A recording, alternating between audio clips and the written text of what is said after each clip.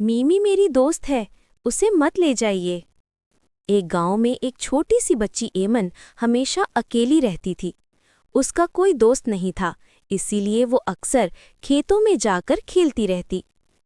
एक दिन बारिश के बाद एमन को खेतों में एक नन्ही सी खरगोश मिली जो भीगकर कांप रही थी। एमन का दिल पिघल गया। उसने खरगोश को एक कपड़े में लपेटा और घर ले आई।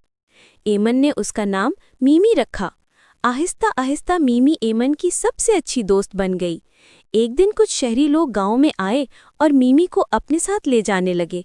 एमन रोते हुए बोली, मीमी मेरी दोस्त है, उसे मत ले जाइए।